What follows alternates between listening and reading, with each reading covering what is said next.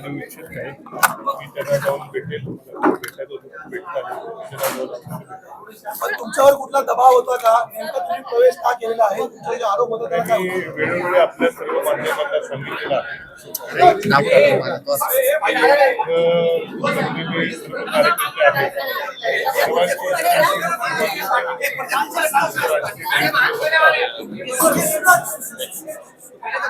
बोलू का? त्या सर्वांचे माझे सर्व असंख्य कार्यकर्ते आहेत. त्या सर्वांचं राजकीय भवितव्य बघता सर्वांच्या इच्छेचा आदर करून प्रवेश केला. सर तुम्ही जसं म्हणालात की धरणांच्या संदर्भातली कामं आहेत, शेतीची कामं आहेत, त्या संदर्भात मुख्यमंत्र्यांशी तुमचं स्वतः बोलणं झालं होतं का? आणि त्या बोलण्यामध्ये मुख्यमंत्र्यांनी नेमकं तुम्हाला काय आश्वासन दिलं? निश्चितपणे जी निवडणुकीच्या वेळेस जी काही आमच्याकडचं जे काही विकास कामांचा विषय होता त्यामधलं गाळ काढण्याचं काम मंत्रिमंडळाने केलेले आहे आणि इतर कामं प्रगतीपथावर आता तर मीच पक्षात असल्यामुळे अजून पाठपुरावा करायला मला जास्त योग्य त्या ठिकाणी भूमिका राहील. आता तुमचा प्रवेश झाला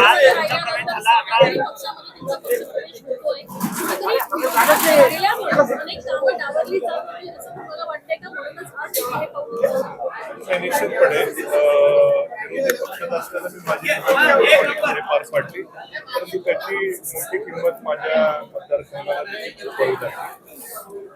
सत्ता गेल्यानंतर निश्चितपणे कुठेतरी विकास कामांना थोडासा ब्रेक बसला आणि बऱ्याचशा कार्यकर्त्यांची जी भावना होती आणि या सर्वांच्या भावनेचा आदर ठेवून सुद्धा देखील मतदारसंघामध्ये निधी कमी पडू नये ही देखील या मागचं एक मोठं कारण आहे. कुठला दबाव माझ्यावर कोणाचा नव्हता, कुठल्याही चौकशी वगैरे कुठलीही नव्हती, पण या कार्यकर्त्यांची प्रामाणिक भावनेचा आदर राखत मी अर्ज पाहू शकतो. पण राहुरीमध्ये तुम्हाला एक पाऊल मागे घेतल्यानंतर कार्यकर्ते काहीसे नाराज होतात, त्यांचंही म्हणणं होतं का नेमकं?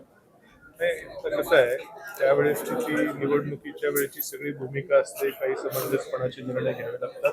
कार्यकर्ते त्यावेळेस नाराज होते, पण आता तुम्हाला काही दिसत असते. काल तुम्ही जयंत पाटील यांची आता पहिली प्रतिक्रिया समोर येते.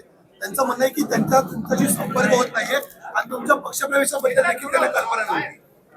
माझी गेल्या काही दिवसामध्ये त्यांच्याशी काही बोलणं माझं शेवटचं बोलणं राजकीय विषयासंदर्भात ते राहुरी विधानसभेच्या पोटनिवडणुकीच्या वेळेस त्या आसपास झाला असावं.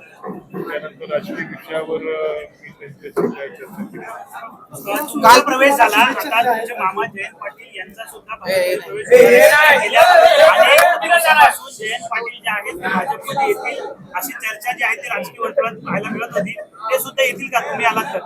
नाही, त्यांच्या माझ्या प्रवेशाचा आणि त्यांच्या राजकीय समीकरणाचा काही संबंध नाही. आम्ही जरी नातेवाईक असलो, ते माझे मामा असले, मी त्यांचे भाचे असलो, देखील आमच्या दोघांच्याही मतदारसंघाची राजकीय समीकरणं ही वेगळी वेगळी आहेत. त्यांच्या राजकीय उंची त्यांची राजकीय उंची खूप मोठी आहे, राजकीय अनुभव खूप मोठा आहे. त्यामुळे माझ्या प्रवेशाचा त्यांच्या पुढच्या राजकीय दिशेशी अर्थार्थी कुठला संबंध हा अजिबात नाही. तुम्हाला पुढे पाठवले ते मागून येतील भाजपात असं काही विषय नाही.